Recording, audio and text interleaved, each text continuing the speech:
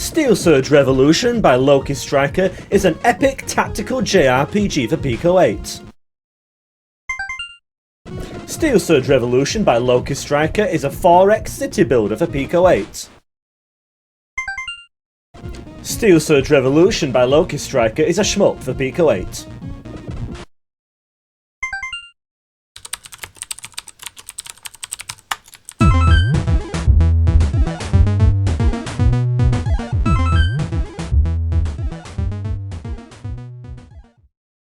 Welcome to Pico Playtime, the video series where I make sarcastic intros to Pico 8 games. Yes, today's game is by the developer called LokiStriker. There's the wonderful splash screen, I'm loving that. And the game is called Steel Surge Revolution.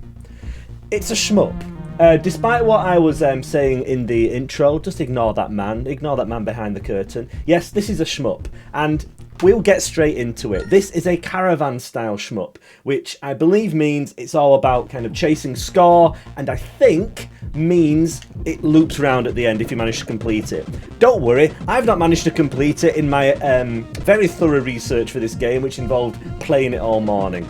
Yes, this game was released today. I woke up and checked my notifications on my phone, and lo and behold, there was a new game that had arrived on Pico 8. As you can tell, it's a modern bullet hell style shmup. I haven't been able to demonstrate it yet, but it's the sort of shmup where your ship is actually very, very small, or rather the collision area on your ship is very small, so you can dodge through, well, sometimes you can dodge through those massive waves of bullets that like to fill the screen.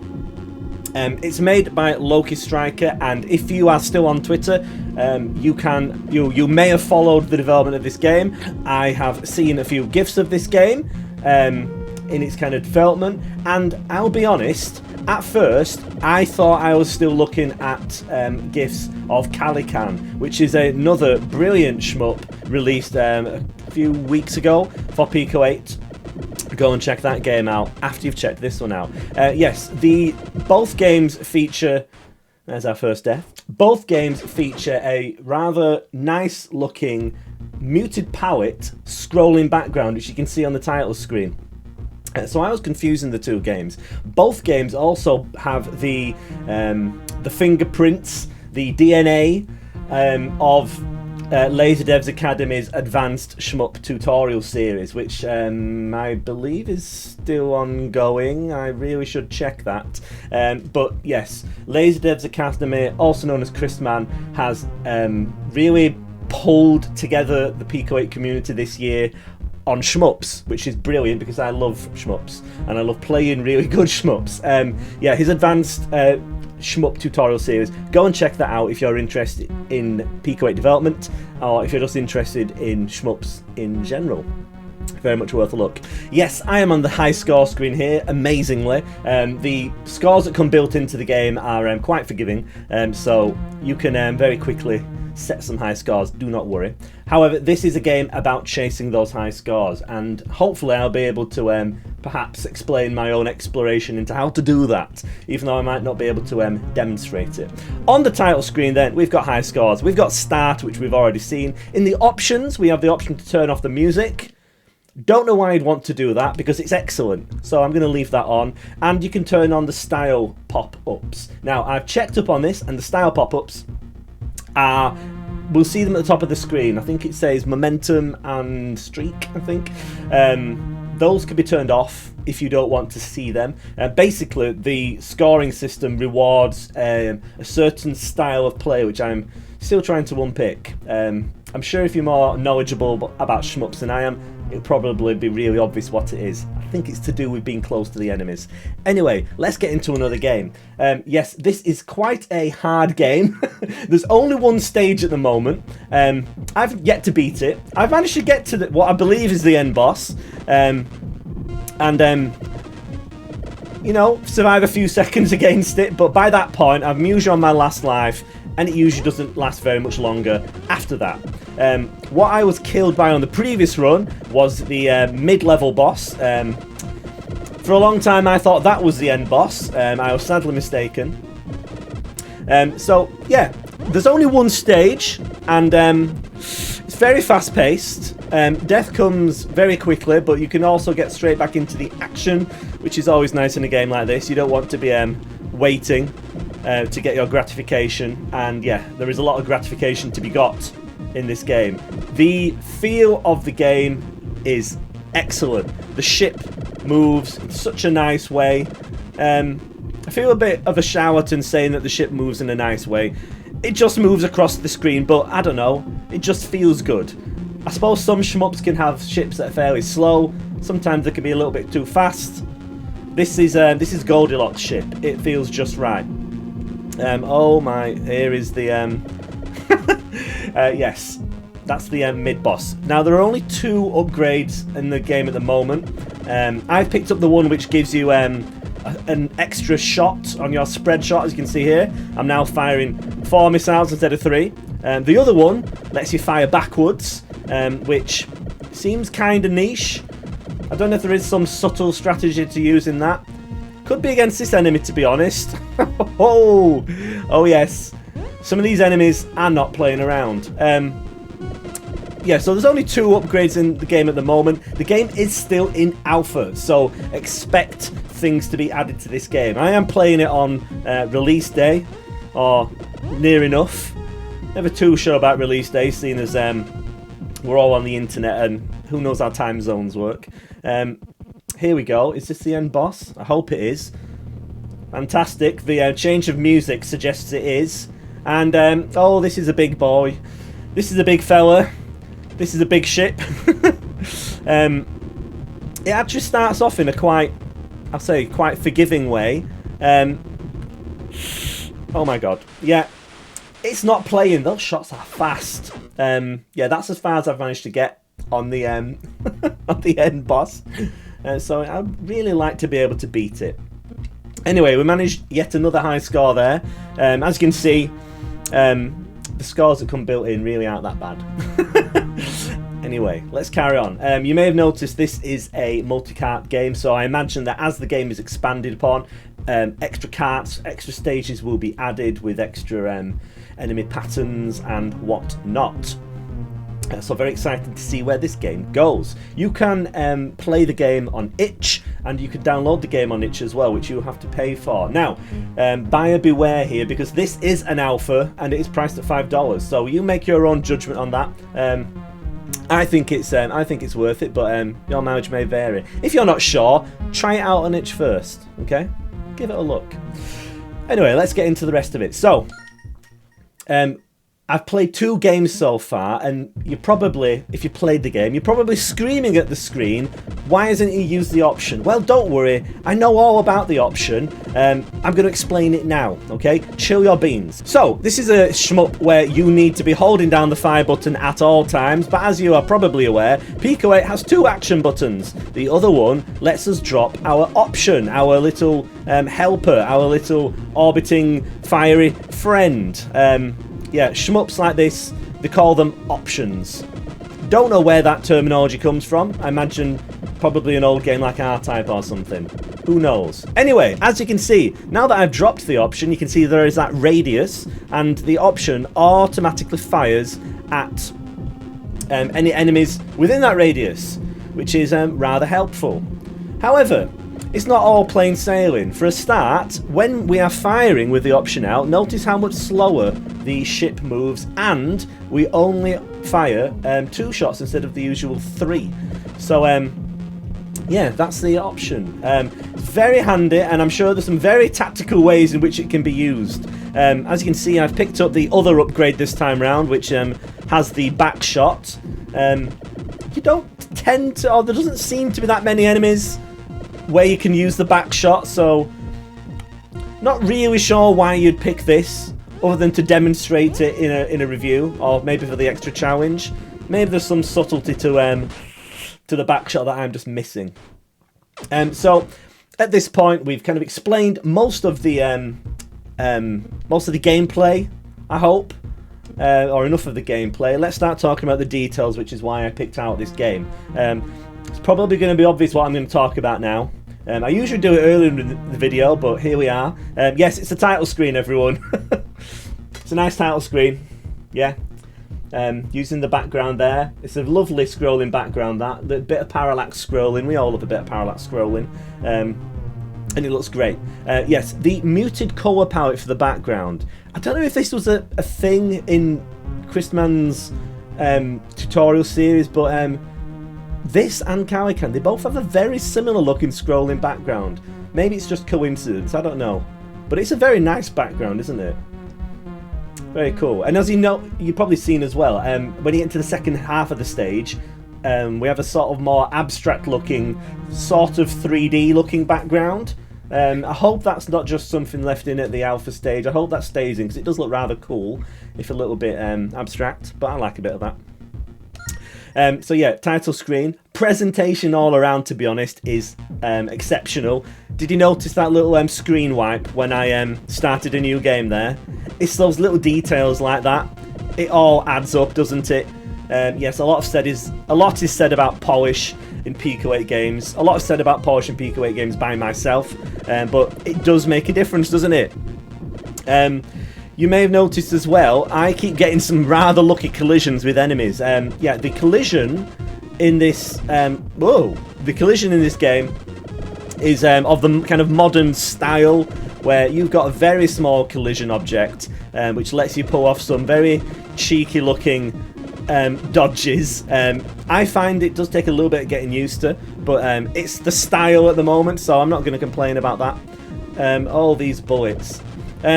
As you play the game, when you're watching the game for the first time, or if you're not very kind of au fait with shmups and their tendencies, this looks manic, doesn't it? But the more you play it, the more you get used to the patterns of the bullets. Most of the enemy bullets are actually fairly slow moving, and you don't have to dodge all that kind of rapidly or intensely most of the time. But as you see, when I got to the end boss, the actual end boss, that quite quickly kicked my ass with its very rapid bullet salvos, which I was unable to dodge. If you've never played a bullet hell shmup before, and it does look overwhelming, to be honest, it is going to be overwhelming until you've played it a few times, but this game is such that it's great fun. Dying all the time. Oh my. I'm sure it's possible to learn the enemy attack patterns. I'm not really in that position at the moment. But yeah, I'm sure you could get very skillful at this game. Interesting little things there. That enemy with the laser, did you notice the little charge up effect? And the sound effect to kind of give you a hint as to what it's going to be doing next. That's a nice little bit of attention to detail, isn't it? Telegraphing the attacks. So, I'm going to attempt to use the option on the end boss here. Although I've just taken 2 hits there. Oh dear. Oh, this boss is so tricky. I do like the slowdown that you get. I'm pretty sure that's deliberate. That must be deliberate. I do like the slowdown effect, which I'm sure is deliberate, when you die. It makes things feel a little bit more cinematic. I like that a lot. This high score screen is starting to look a little bit more healthy now, isn't it? Yes, let's play another game. As you may have guessed, this game is rather addictive. Oh, the music is so good. Other little details that you may not have noticed. Have you seen the ships that are kind of flying up in the background? One just went past there. They kind of telegraph where enemies are going to appear from and give you a hint as to when the next wave is coming. And they also look really cool. Look, there's a really big one there. That's probably going to attack us next, isn't it? Let's see.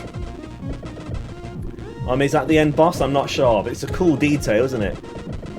There's a really good variety of enemies. There are these small, easy-to-defeat enemies, which I believe are called popcorn enemies. Yes, I have watched the Laser Dev's video about shmup terminology. I can pretend I know what I'm talking about. Yeah, there's a lovely variety of enemies in this game. The graphics, the character designs, I suppose, are great. The ship is really nicely animated. It's got a really cool classic shmup design to it. It's a very nice looking game.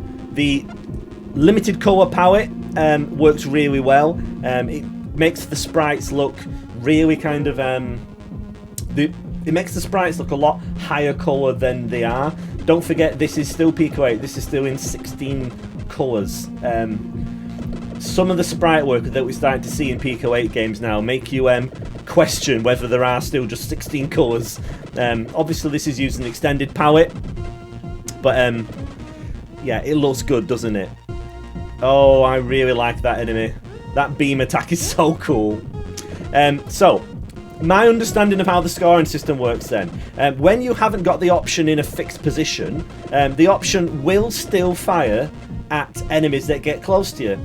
You may notice that if I get fairly close to an enemy, like now, we've got the option radius still popping up. I believe that's how you get the style points. Or that might be how you get one way of getting style points. Doing a little bit of experimentation, you definitely score more points closing enemies down, so you're attacking them at close range, where the option can do its thing.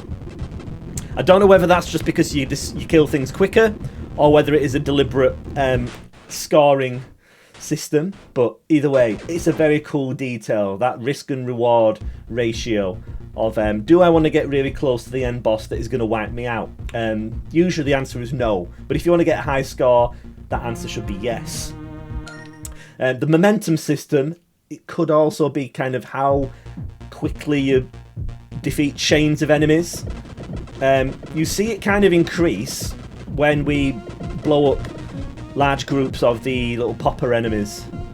So yeah, an interesting amount of depth to the score system. Very intriguing, lots of fun. Oh, other little details. The shaking, the sprite shaking, the particle effect when you blow up ships or damage them. Oh, it looks great, doesn't it? It's so satisfying making the enemies flash red when you hit them. Oh, the sound effects as well. These kind of shmups can very quickly get very overwhelming in terms of sound effects if there's a lot going on. All the sound effects in this game, or most of the sound effects, are very short, punchy sound effects to give that really kind of rapid fire feel. That was a rubbish run because I was talking about sound and getting excited. I didn't even make it onto the high score screen. Appalling. Oh, the music. So, this is something that I like in Pico 8 games. It's something that I look out for as well. It's something I put into my own games, in fact. Remixing the main piece of music through a game. One, it makes it easier to make the music because you've only got to make one piece of music essentially and then just kind of rejig it into different forms. But it has the side effect of linking all of the game together. So we've got a kind of lower intensity version of the main music on the high score screen. When we get into the game, it kind of goes into, you know, into like a higher tempo, higher energy feel, and it gets you ready to play the game. These shmups are all giant power fantasies, so if you don't feel like a real intergalactic badass playing one of these shmups, then I think it's kind of failed on some level. You feel like a badass in this game, especially if you can manage to dodge things, which is where all the skill comes in. Oh, it's good. I've actually reviewed, this is the third LokiStriker game I've reviewed at this point. He also did Beck and the Hellspawn and Defender X, also a shmup. Both very worthy, very fun games. Go and check them out as well. But you're going to do that anyway, aren't you? Because if I post a link to an itch page for a game, you always click on that link where it takes you to the developer, don't you? So you can see what they've also made. You should really do that because you discover so many fantastic games that way. Right, I've reached the point now where if I'm not concentrating, I don't get onto the high score screen. So with that, I think we're going to draw things to a close. I hope you enjoyed watching this video where I just babble on about how much I enjoy this game. It's really good. Go and check it out and go and follow the developer as well. And with that, thank you very much for watching this video. I'll see you again very soon. And for the last time this year, a word from our sponsors. Horror Jam returns for its second year. Make a horror-themed game full of fear. You have all of October to get it right. Submissions are due on the 30th, 2 minutes to midnight. So work with friends or go it alone to make something horrorful or Halloweeny in tone. Browser-based games are preferred. NSFW should be labelled, not deterred. The clock is ticking, waste not your time, for soon the midnight bell will chime. What evil lurks in the briny drink? To join the jam, just follow the link.